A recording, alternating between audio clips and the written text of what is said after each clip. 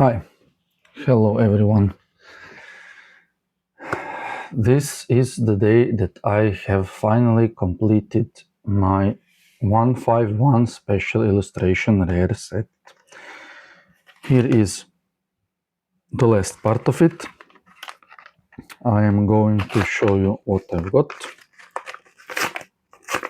and then we will discuss how I got to here and what's next for 151, I guess. Nice. Okay, here it is. Let's open the bag. PSA 9 Blastoise.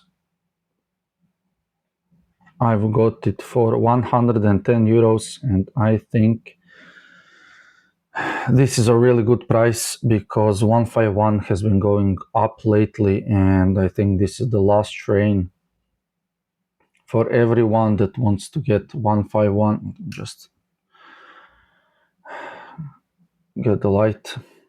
This is the last train for 151 to get on because I think the prices are gonna just skyrocket. I know this is just a 9, but it's a wonderful card, beautiful card. And just by looking at it, it's got one single white dot right here at the back. I don't know if you can see it right here. Other than that, the card is excellent. It's quite decently centered. Yeah, it's well centered. This is the only bad thing with the card. So yeah, beautiful Blastoise.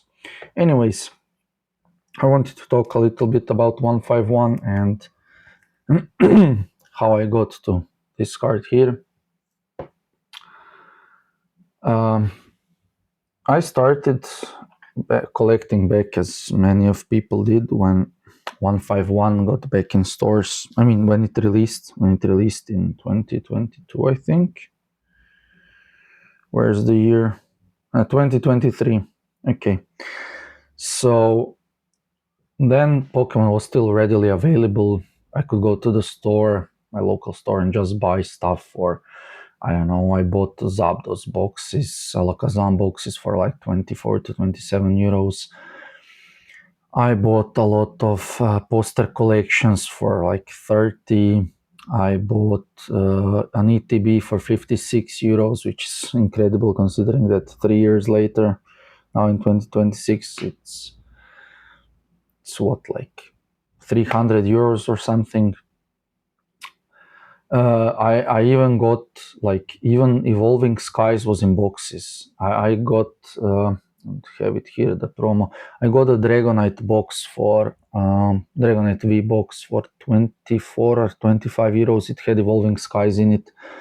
Like, there was a lot of those boxes. You could get whatever you wanted. Back then, I didn't have so much disposable income. I don't have it now. That's why this is a budget channel, and I just collect, like, I spend like 100, maybe 200 euros per month, and I sell the extras and stuff like that. So as I was saying about 151, I bought a lot of boxes, and one of the pulls, just before the pulls, the card that got me back in was a Mew Holo from 151. When I saw it, I just had to buy it, and I just wanted it, and I just wanted to start collecting again. It was such an amazing card. I will probably put it on screen here. I have it in my 151 binder. It's an amazing card. It's just a holo, but the artwork from Akira Egawa, unbelievable. Since then, I haven't stopped again, so yeah. Before that, I have already said this on the channel in my first episode.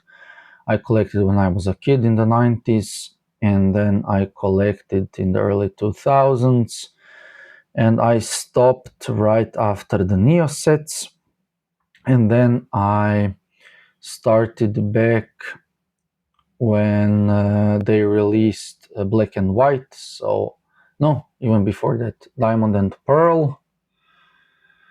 I have some cards from Secret Wonders and stuff like that. It's even before that, I think. Is it? And then I I got again in when Black and White was out. I collected the Next Destiny set, and I have like more than half of the cards from that set. And then I just stopped until, well, 151. And yeah, I feel sorry about that because around Sun and Moon, I was going through my cards and looking at them and then looking at the prices. And even though it was all relatively cheap, I couldn't afford it then.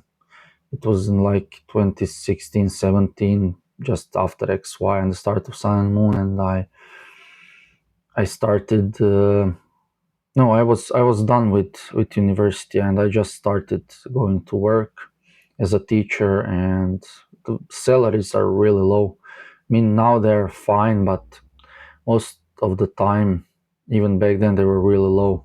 I was earning in 2017, I was earning like 600 euros per month working as a teacher, which was incredibly low. Now I earn 1,500 around that, and yeah, with inflation and everything. Anyways, I didn't want this to become a video about salaries and inflation, but what I wanted to say is when I started 151, I bought a lot because for my means, like 3 or 4 boxes, like bought 3 Alakazam, 3 Zapdos boxes, ETB, 4 binder collections and stuff like that, and it was still like that wasn't in a month, that was in like 3 or 4 months. I bought up to 100 euros per month. Anyways, I pulled this guy here, Charizard from 151, Charizard DX. I pulled it from, I think it was a Zapdos, Zapdos box.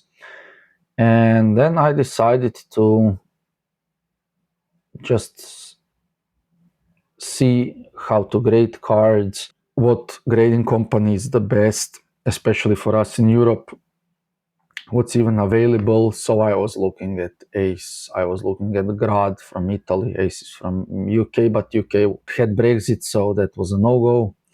Grad is great, it's in Italy, it's a good grading company, but yeah, the prices weren't like affordable even back then. Then of course I looked at PSA, but shipping to PSA and everything, and paying the someone to get it to the USA, like a proxy service or somebody else, it was not achievable because it was like 25 to 30 euros. That was way too much even for a card like this for me, honestly. So after that, I looked at Beckett because Beckett has a European franchise, let's call it like that. I can't remember a better English word. And I was looking at Beckett, but I didn't like the look of their slabs. Honestly, to be honest with you, on most of the cards, I don't even like PSA slabs, the look of them. Yeah, they're nice. They're nice to hold in hand. They, of course, have a premium on them. They're really expensive, but I didn't like them.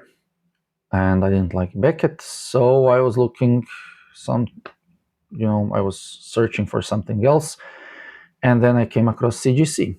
And even though CGC didn't have a grading service in Europe, it had a facility in Europe, so you could send it there, and then in Munich in Germany, and then they would send it to the United States, and it would get back, and it was really quick and really affordable. I've sent it through someone who is now my friend from a Facebook group.